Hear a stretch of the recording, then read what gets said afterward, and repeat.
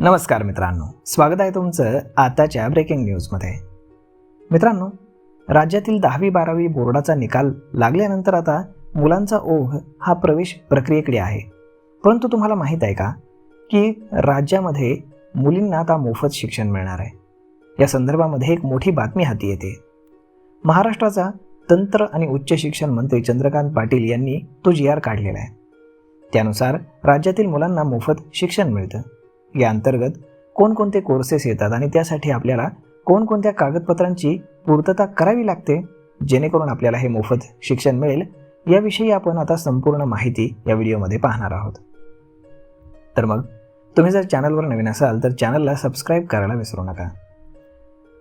मित्रांनो, राज्यातील गरीब आणि गरजू मुलींच्या शिक्षणासाठी राज्य शासनानं अत्यंत महत्त्वाचा निर्णय 8 जुलै 2024 रोजी एक परिपत्रक काढून घेतला होता. त्यावेळी हा निर्णय निवडणुकीच्या अगदी तोंडावर होता.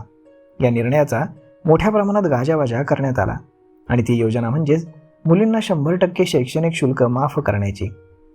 ही योजना अत्यंत चांगली आहे. त्यामागील राज्यकर्त्यांचा हेतू देखील स्वच्छ आणि प्रामाणिक आहे. उच्च शिक्षणामध्ये मुलींचं प्रमाण हे कमीत कमी 50% तरी असायला हवं, असा यामागचा उद्देश होता. सध्या ते प्रमाण 36% एवढं आहे. सर्व जाती आणि प्रवर्गातील मुलींना लाभ देणारी ही योजना आहे. पण या योजनेची अंमलबजावणी करण्याची प्रशासनाची आणि शैक्षणिक संस्थांची इच्छा नसल्यासारखीच वाटते. प्रथमदर्शनी तरी तसंच चित्र आहे. हे या योजनेचं पहिलंच वर्ष आहे. कल्पना आहे, पण या योजनेचे काही बारकावे आपण समजून घेणं अत्यंत आवश्यक आहे. यातील वास्तव राज्यकर्त्यांपुढे येणे देखील तेवढंच महत्त्वाचं आहे. मुलींसाठी मोफत शिक्षण ही योजना मूळतः फक्त पदवी शिक्षण घेणाऱ्या मुलींसाठी आहे.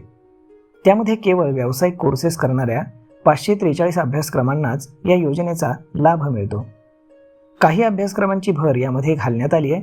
मात्र खाजगी आणि अभिमत विद्यापीठांमध्ये शिकत असताल तर या योजनेचा लाभ तुम्हाला मिळत नाही. तुमचं उत्पन्न हे 8 लाखांच्या आतमध्ये असावं, हा निकष यामध्ये आहे. पदव्युत्तर कोर्सला प्रवेश घेतला असल्यास याचा तुम्हाला लाभ मिळत नाही.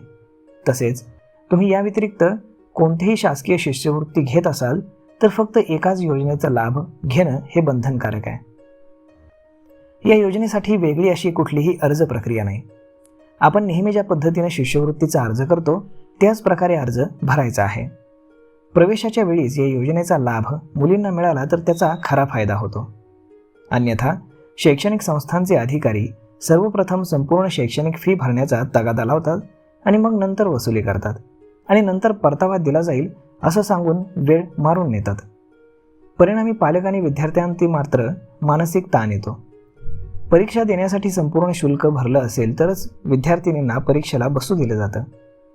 अर्ज प्रक्रियेची गुंतागुंत असल्यानं अनेक मुली अर्ज भरणं टाळतात.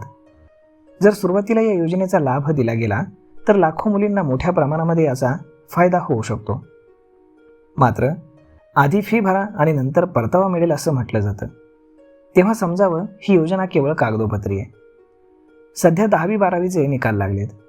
शैक्षणिक प्रवेश प्रक्रियेला सुरुवात झाली आहे. तरीही या योजनेबाबत प्रशासन किंवा शैक्षणिक संस्था कुठलीही प्रसिद्धी करताना दिसत नाही. कुठेही कॅम्पस किंवा प्रसारमाध्यमातून ही जाहिरात लावलेली पाहायला मिळत नाही. पालक मात्र या संदर्भात संभ्रमामध्ये आहेत. कोणीही माहिती देत नाही, काय करावं हे त्यांना सुचत नाही. तर याची दुसरी बाजू अशी आहे की सामाजिक क्षेत्रातील काही संस्था मुलींना शैक्षणिक फी माफ झालेली आहे असं समजून मदत करण्यास नकार देतात. यामुळे विद्यार्थिनींची मात्र मोठ्या प्रमाणावरती कोंडी झालेली पाहायला मिळते. मागच्या शैक्षणिक वर्षामध्ये या योजनेबाबत माहिती घेतली असता उच्च शिक्षण विभागानं केवळ 5,720 मुलींचेच अर्ज पात्र ठरवले असल्याचं सांगण्यात आलं. तरीही अद्याप फी परतावा झालेला नाही. या योजनेसाठी शासन दरवर्षी 905 कोटी रुपयांची तरतूद करणार आहे असं शासन निर्णयामध्ये नमूद आहे. मात्र समन्वयाचा अभाव इथे प्रकर्षानं जाणवतो.